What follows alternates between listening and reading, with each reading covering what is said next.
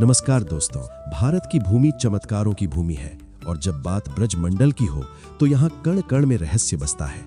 लेकिन जनवरी 2026 की शुरुआत में वृंदावन के केशी घाट और उसके आसपास के यमुना तट पर कुछ ऐसा हुआ जिसने न केवल भारत को बल्कि पूरी दुनिया को हिलाकर रख दिया। सोशल मीडिया पर एक वीडियो जंगल की आग की तरह फैला। दावा किया गया कि यमुना नदी के बीचों बीच पानी की लहरों को चीरता हुआ एक विशालकाय काला फन दिखाई दिया है।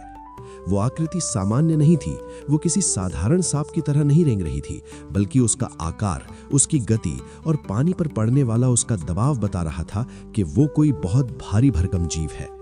जिसने भी उसे देखा उसके मुंह से बस एक ही नाम निकला, कालिया नाग। आज की इस विशेष डॉक्यूमेंट्री में हम उस वीडियो की तह तक जाएंगे। हम न केवल उस वायरल सच का विश्लेषण करेंगे बल्कि इतिहास के पन्नों को पलटकर ये भी जानेंगे कि आखिर कालिया नाग की कहानी हकीकत है या फसाना, और क्या वाकई हजारों साल बाद यमुना में कोई दैवीय या राक्षसी शक्ति वापस आ गई है। आइए आपको ले चलते हैं उस दिन की सुबह में। जनवरी का महीना, घना कोहरा और यमुना का शांत जल।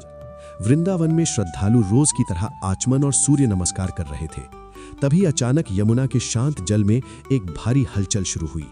प्रत्यक्षदर्शियों के अनुसार पानी के बीच से कोई भारी काली वस्तु ऊपर उठी।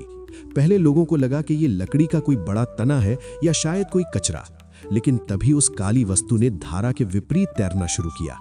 विज्ञान का नियम कहता है कि लकड़ी धारा के साथ बहती है, धारा के खिलाफ नहीं।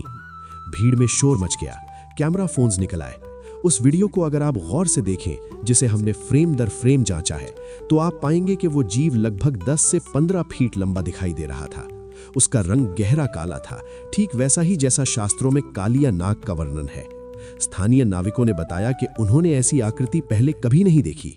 कुछ का कहना था कि वो आकृति बार बार पानी के अंदर जा रही थी और फिर फन जैसा आकार बनाकर बाहर आ रही थी। ये दृश्य इतना रोमांचक और डरावना था कि घाट पर मौजूद कुछ बुजुर्ग महिलाएं हाथ जोड़कर हे कृष्ण रक्षा करो की गुहार लगाने लगी।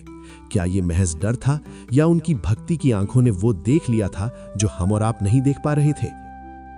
इस घटना को गहराई से समझने के लिए हमें समय के पहिए को थोड़ा पीछे घुमाना होगा, लगभग 5000 साल पीछे। द्वापर युग की वो कथा जो आज भी हर सनातनी के दिल में धड़कती है। कथाओं के अनुसार कालिया नाग रमनक द्वीप से गरुड़ जी के भय से भागकर यमुना में आ छिपा था। उसका विष इतना भयंकर था कि यमुना का पानी खौलता रहता था। उस विष की गर्मी से ऊपर उड़ने वाले पक्षी झुलसकर गिर जाते थे और किनारे के पेड़ पौधे जलकर खाक हो जाते थे। केवल एक कदम का पेड़ बचा था। जब बालकृष्ण अपनी गेंद लेने यमुना में कूदे तो उनका सामना इस महाविशाल नाग से हुआ।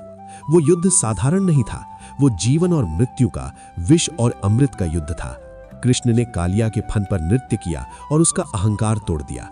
लेकिन यहाँ एक बहुत महत्वपूर्ण बात है जिसे लोग अक्सर भूल जाते हैं। श्री कृष्ण ने कालिया नाग को मारा नहीं था, उन्होंने उसे जीवन दान दिया था और आदेश दिया था कि वो अपनी पत्नियों के साथ वापस रमनक द्वीप लौट जाए। कृष्ण ने कहा था, मेरे चरणों के निशान तुम्हारे फन पर हैं, गरुड़ अब तुम्हें नहीं मारेंगे। यहाँ से एक बड़ा रहस्य जन्म लेता है। अगर कालिया नाग मारा नहीं गया था तो क्या वो आज भी जीवित है? क्या नागों की उम्र हजारों साल हो सकती है? हमारे पुराणों में इच्छाधारी और चिरंजीवी नागों का वर्णन है। तो क्या जनवरी में दिखा वो जीव अपने पुराने ठिकाने यानी यमुना में वापस आया था? ये सवाल किसी को भी सोचने पर मजबूर कर देता है। भावुकता से परे हटकर अब हम इस घटना को तर्क की कसौटी पर कसते हैं, क्योंकि हम नहीं चाहते कि आप अंधविश्वास में बहें। हमने जूलॉजिस्ट्स और सर्प विशेषज्ञों से इस वायरल वीडियो और घटना के बारे में बात की। उनके जवाब चौंकाने वाले भी हैं और डराने वाले भी। विशेषज्ञों का कहना है कि यमुना नदी का इकोसिस्टम पिछले कुछ दशकों में बहुत बदला है। प्रदूषण के बावजूद प्रकृति अपने रास्ते ढूंढ लेती है। संभावना नंबर 1, विशालकाय अजगर यानी इंडियन रॉक पाइथन। विशेषज्ञों का मानना है कि जो वीडियो में दिखा वो एक विशाल इंडियन रॉक पाइथन हो सकता है। अक्सर ठंड में या प्रजनन काल में ये विशाल सांप नदियों को पार करते हैं। पानी में तैरते समय उनका शरीर लहरों जैसा दिखता है, जिसे दूर से देखने पर लोग पौराणिक नाग समझ बैठते हैं। और हाँ, अजगर 15 से 20 फीट तक लंबे हो सकते हैं। संभावना नंबर 2, कैटफिश या डॉल्फिन का भ्रम। यमुना में कभी कभी विशालकाय कैटफिश या गंगा डॉल्फिन, जो अब दुर्लभ हैं, की गतिविधि भी ऐसी लहरें पैदा करती है। लेकिन वीडियो में दिख रही आकृति का काला रंग और लंबाई इस थ्योरी को कमजोर करती है, क्योंकि डॉल्फिन का व्यवहार अलग होता है। संभावना नंबर 3, एक अज्ञात प्रजाति। ये सबसे चौंकाने वाला पहलू है। जीव वैज्ञानिकों का मानना है कि नदियों की गहराइयों में अभी भी ऐसे कई जीव हो सकते हैं जिन्हें हमने पूरी तरह डिस्कवर नहीं किया है।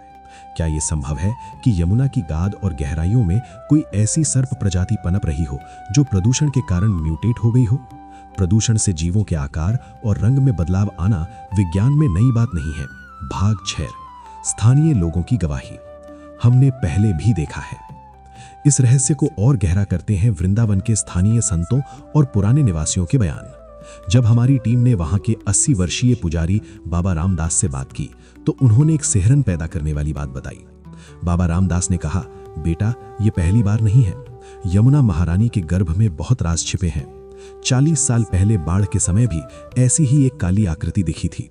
हमारे पूर्वज कहते थे कि कालिया नाग भले ही चला गया हो, लेकिन उसके वंशज या उसके अंश आज भी पाताल लोक के रास्ते से यमुना जी में स्नान करने आते हैं। ये कलयुग है। यहाँ धर्म और अधर्म का साक्षात रूप दिखता है। एक नाविक जिसने अपना नाम रमेश बताया ने कहा, साहब, हम रोज नाव चलाते हैं। वो लकड़ी नहीं थी। लकड़ी की चाल सीधी होती है। वो सांप ही था और इतना मोटा था जितना मेरे घर का खंभा। उसे देखकर मेरे हाथ पांव ठंडे पड़ गए थे। वो कालिया था या कोई और नाग, मुझे नहीं पता, पर वो साधारण जानवर नहीं था। ये गवाहियां साबित करती हैं कि जो देखा गया वो मन का वहम नहीं था। वो एक ठोस, जीवित और विशालकाय प्राणी था। यहाँ एक और दृष्टिकोण है जो हर भारतीय को समझना चाहिए। क्या ये काला नाग वास्तव में यमुना के प्रदूषण का प्रतीक है? आज यमुना का पानी कई जगहों पर इतना काला और जहरीला हो चुका है कि वो पौराणिक कालिया नाग के विष से भी ज्यादा खतरनाक है। वैज्ञानिकों के अनुसार औद्योगिक कचरे के कारण पानी में जो केमिकल रिएक्शन होते हैं उससे कभी कभी काले रंग के बड़े बुलबुले या गाद के पहाड़ बनते हैं जो पानी के बहाव में सांप की तरह चलते हुए दिखाई देते हैं। लेकिन जनवरी वाले वीडियो में जो मूवमेंट थी वो गाद की नहीं हो सकती। गाद में अपनी इच्छा शक्ति नहीं होती, वो फन नहीं उठा सकती। तो फिर वो क्या था? कुछ पर्यावरणविदों का मानना है कि जब नदी बहुत प्रदूषित होती है तो जलीय जीव ऑक्सीजन के लिए तड़पते हुए सतह पर आते हैं। हो सकता है कि वो कोई विशाल मछली या सांप हो जो जहरीले पानी में सांस लेने के लिए संघर्ष कर रहा हो, और हमने उसे चमत्कार मान लिया। ये चमत्कार नहीं बल्कि एक चेतावनी है, प्रकृति की चीख है। आइए उस वायरल वीडियो के सबसे विवादित हिस्से पर बात करते हैं। वीडियो के अंत में वो जीव पानी के अंदर चला जाता है, लेकिन जाने से पहले वो एक जोरदार छप छप की आवाज करता है। सांप आमतौर पर पानी में बिना आवाज किए तैरते हैं। पूंछ पटकने की आवाज या तो मगरमच्छ करता है या बड़ी मछली, लेकिन वृंदावन के इस हिस्से में मगरमच्छ का होना बेहद दुर्लभ है। तो निष्कर्ष की तरफ बढ़ते हुए हमारे पास 3 बिंदु सामने आते हैं। वो एक विशालकाय रॉक पाइथन था जो संयोगवश यमुना पार कर रहा था।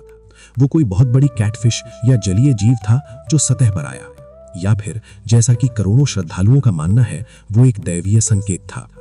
अगर हम तर्क को एक तरफ रख दें तो वृंदावन सिर्फ ईंट पत्थर का शहर नहीं है, ये भाव का शहर है। यहाँ लोग पत्थर में भगवान देखते हैं।